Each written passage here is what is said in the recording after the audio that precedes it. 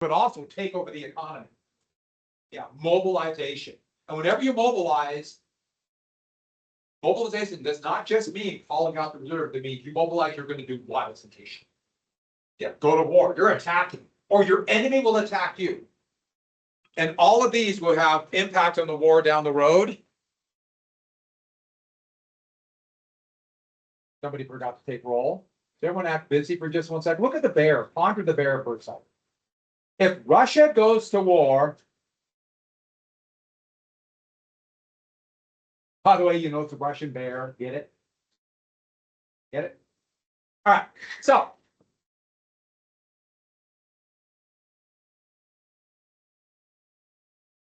let's just jump the gun here.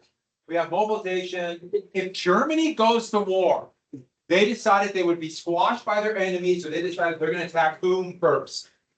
France. Through what country? Belgium. They made a decision regardless because we know Russia and France are allies and they will squash us in the middle. So if we get to the Schlieffen plan. Okay, so the German plan, thus I put the G there, which I don't know why I had to put that down, but I did. It's named after Erich von Schlieffen, the head of the great German general staff. And the Schlieffen plan was to put about 90% of their army in their entire army in a massive right hook, sweeping through Belgium, around Paris, and to knock the French out. And then to turn around and defeat the Russians. In fact, the story was what the plan was: the last man on the right, his sleeve will brush the English Channel. And the French plan was cleverly called Plan 17, which was to attack into Alsace-Lorraine, the lost provinces. And so Schlieffen's like, let them come. Even if they take part of it, we will sweep around the flank and they can't stop us.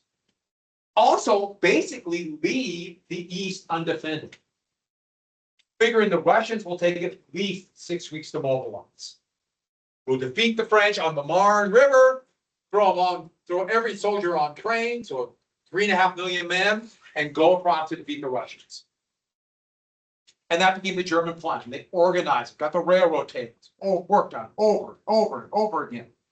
Schlieffen, who retired in 1909, continued to work on it as kind of a indirectly part of the general staff for the next couple of years until he passed away. He went through every possible option in this, every conceivable event that could happen, and he realized something he actually unsuspected by 1907, but knew for sure by 1910, and made it clear: it won't work. The plan will not work. So the Germans had a plan they knew would fit for a very basic reason. It was asking the impossible. You're going to try to march over 3 million men here, and there's very few roads. So it'd be a big traffic jam. Supplies would be a traffic jam. It just won't work. And then, even if they somehow do fight and defeat the French, they will be absolutely exhausted. And then you expect to go across Germany and fight another massive battle? It won't work. But here's the problem. They didn't have any other plan. If that's your plan and war starts and you don't have time, remember, mobilize and go to war or your enemy will, you got to run the plan you have. And so they pigeonholed it, they put it in the cubby hole, and when war started, boom, Schlieffen plan, go. They had no other option. Attack France and go. Everyone had their plans in some way, but the Germans, because they had the most powerful army, they're the ones that people feared the most and could mobilize the quickest. One more thing, what a desperation move. All or nothing. If Germany fails in the Schlieffen plan, the German Empire might be destroyed. And as it turned out, it would be destroyed. To throw everything in an all or nothing plan, looking back at it, is what we call insanity. Hey, by the way, once again, try by the missiles near Great Falls. All or nothing strategy. So, the Balkans. There were already 2 wars in the 20th century in the Balkans. They call it the powder keg. And Serbia was intriguing everywhere, trying to get a revolution in Austria. This is from 1880, and they're already talking Balkan troubles. There were two Balkan wars in 1912 and 1913. Now, fortunately, they did not devolve into a worldwide conflict, but it didn't solve anything. It just made everybody mad with more resentments. So here it's Serbia, and they're intrigued. Here, by the way, this is where Bosnia is, the capital of Sarajevo. Austria had just annexed. Yes. Population there is Slavic. It's Bosnia, though, it's both Christian and Muslim. They were part of the Ottoman Empire, which is still today. And that's going to lead to the assassination of Archduke Franz. Now, don't forget, there were assassinations all over Europe. Anarchists were attacking people. This was not an unknown event. Yet why did this one, which we'll get to, blow up into Armageddon? So there's the Archduke. He was the heir to the Austrian throne. And he was the great nephew of the emperor.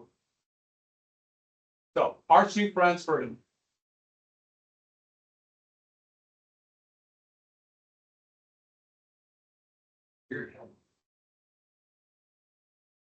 So there's Franz Joseph, the Kaiser of Austria. He was 84 years old, and he was definitely trying to hold the monarchy together. And he was considered to be what they would say at this, another way of saying conservative.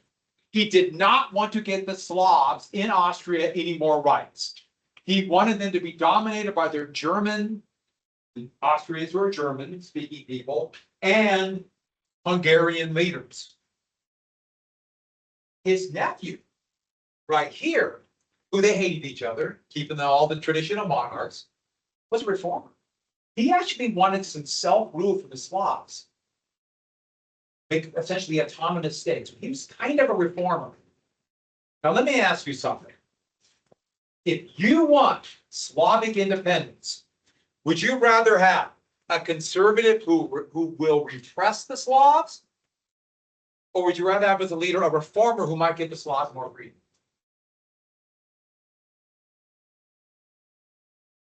Boston Tea Party. Remember the heady days of the Boston Tea Party back in 1773? And the British responded. You remember the name of those laws that the British responded with? 4 harsh laws that punish Massachusetts after this. Do you remember them?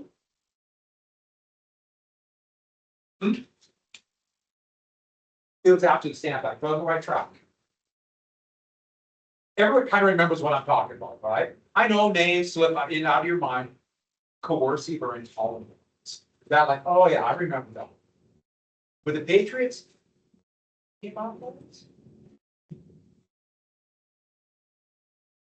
They wanted harsh rule by the British to justify independence. If the British would have not done that harsh reaction, there would have been less people angry at the British than would have revolted. He might be a threat to Slavic nationalism.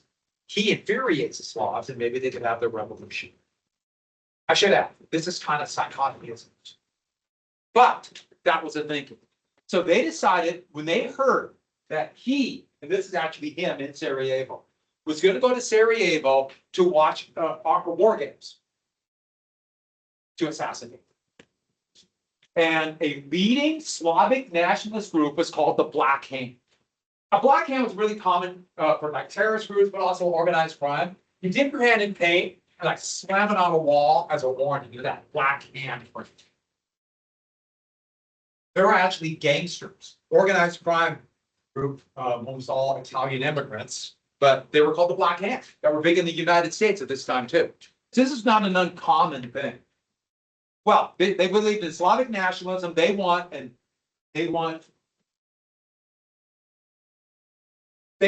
independence for the Slavic states.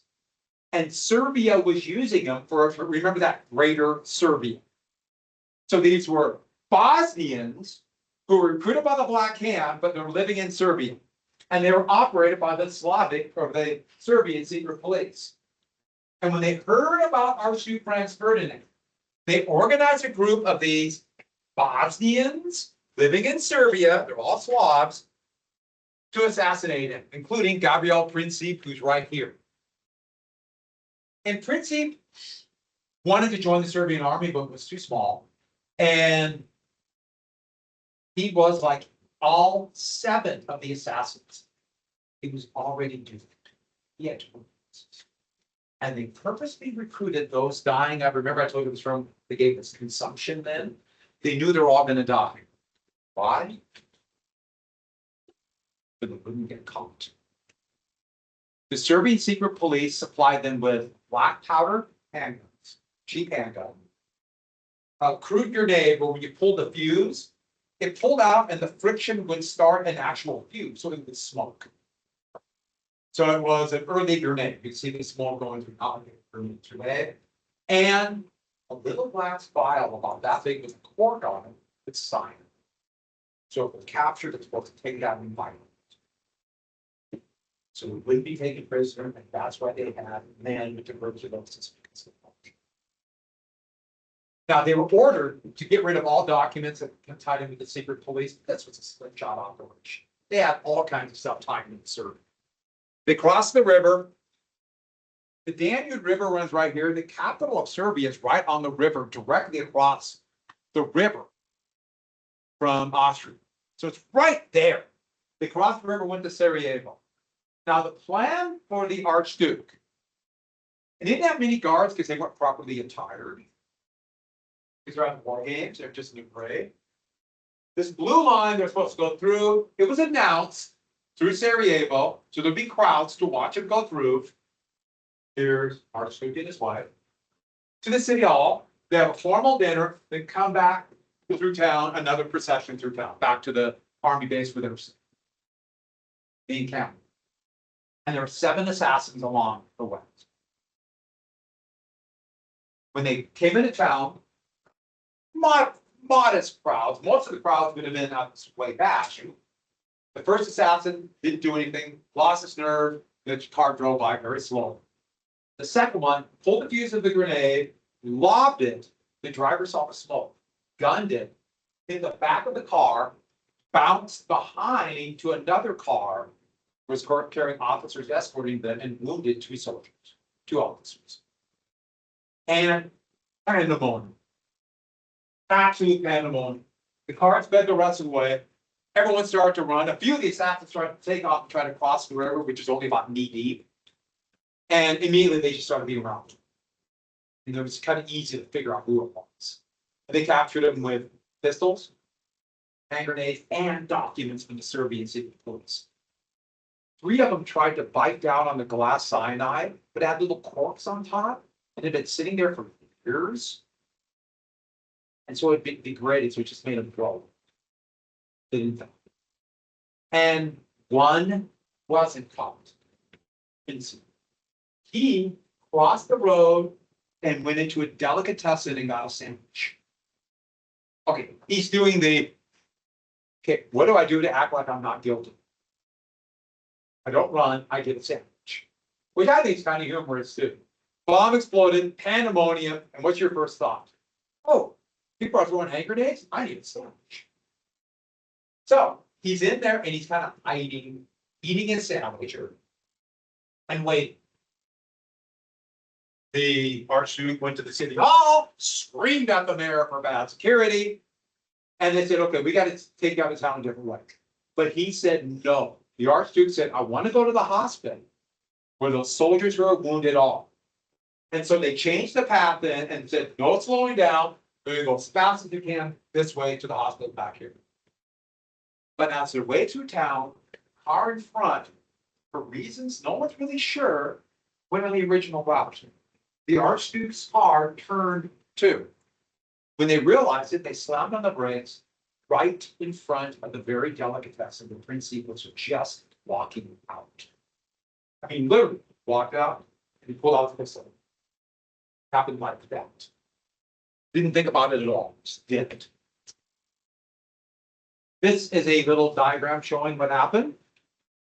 See if you can guess which car has Archduke Franz Ferdinand in it. This one just kind of makes me laugh. I love how they put the assassins as stalls. Okay, so both he and his wife, Archduke and his wife, were mortally wounded. No pictures were taken of the actual assassination. That's drawing, but there he is right after. That's pretty just seconds after. The police had got him. They kind of roughed him up a little bit and took him to prison. I will have to add, Franz Joseph really wasn't too sad. His uncle, or his nephew, was killed. Yeah, royal families, there's something to them. Remember, those were all inbred. And Austria got him.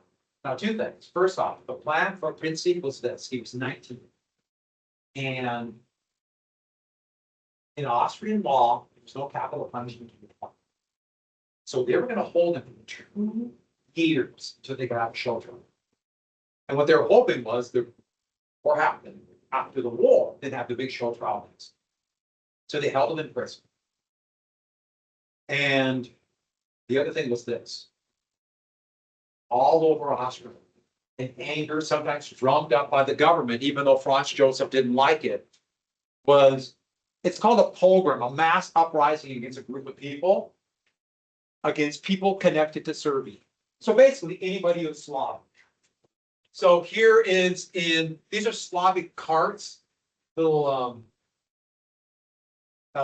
people in Vienna that were selling goods on the side of the street, and they were attacked by mobs. A few of them were murdered, and anybody with any ties to Slavic nationalism were arrested, and hundreds are going to be executed. There's a mass execution of slow strangulation. Remember that garroting? That's another machine to do that, where they would just kind of hang them just above the ground and let them slowly strangle. Brutal assassination all over. Here's Principe and the rest arraigned, and then they're going to put him to the show trial. And what was the Slavic nationalist reaction to this horrific violence against Slavs all across Austria? What was their reaction? Happy or sad? Overjoyed. Everyone got that? Slavic nationalists, just like the patriots at the Tea Party, wanted this to happen. So they could prove to everybody, look how brutal the Austrian regime is. Revolt, overthrow them. It was awful. The thing about it was, ironically, even Serbia's only friend, real friend, Russia, was furious at it. Serbia became a pariah. Here's a German cartoon making fun of nobody wanting to sit with Serbia. There's a lot of kind of potty humor from Germany. It's very German thing. Okay, German humor makes me laugh. And the thought was that Austria is going to have to retaliate in some way. And if Austria would have done something right away, like as awful as this is, but let's say shell into Belgrade, cross the river and do attack then retreat, some kind of reprisal, because Serbia was obviously behind this. Even Russia would not have come to it. Even Russia wouldn't, if they would have done it immediately. But things begin to calm down. After 2 weeks, Austria did not attack. And that's where you get assassination might lead to war. Maybe not. But those people outside of a tiny group in Berlin and Vienna did not know what was going on. And we today dub this the July crisis. So we have June, the assassination. July, things need to calm down. But in the seats of power in Vienna and Berlin, they were deciding on war. So it's kind of one of those things where it's not going to be like, boom, July crisis all month. It's going to be this building thing. Then it's going to become public and shock everybody at the end of the month. So Austria decided, you know what we should do? A full invasion. We should take it over. Knock out Serbia as a threat once and for all. Knock them out. But what about Russia? What about Russia? Because what if Russia attacks? And you can see it on the map here. Serbia is here. If Austria attacks here and the Russians come here, they're going to be vulnerable. So who's Austria's only ally? Who? Germany. So they go to Berlin. And the Kaiser and his foreign minister, Bethlen Cookham, gave what we know in history as a blank check. Do what you want, we got your back. Now, Germany was expecting a short war to punish Serbia because Germany needs Austria to survive. In fact, the Kaiser was so calm after this. Every July into August, he takes a yacht trip and they would go cruising the fjords of Norway, which actually sounds kind of fun. I want to go to the fjords of Norway, but we just, okay, your family from Norway. Field trip to Norway? Take a little yellow school bus and cruise the fjords. So, not really sure, and he was already kind of giving up on the Kaiser. He was, the Kaiser had some issues. But behind the scenes, the head of the great German general staff, Paul von Moltke, here's von Moltke right there with the Kaiser. By the way, the Kaiser has one of these newfangled things called cigarette. Von Moltke, the leading German general, is telling Austria no half measures. Full-scale invasion. Do it. We got your back. Because he wanted. Moltke wanted war with Russia. Why? Remember I told you Russia was just beginning the Industrial Revolution. Von Moltke looked at it this way. Every day we wait, Russia goes stronger. Every day we wait, France goes stronger. If we fight this war today, we can beat it. But if we wait 3 or 4 years, we'll be too strong. He wanted war. So technically, the Kaiser did not know he was doing this, but von Moltke was telling Austria, don't worry, let's go. He wanted war with Russia. Would there be war with Russia? If Germany mobilizes, who did they attack?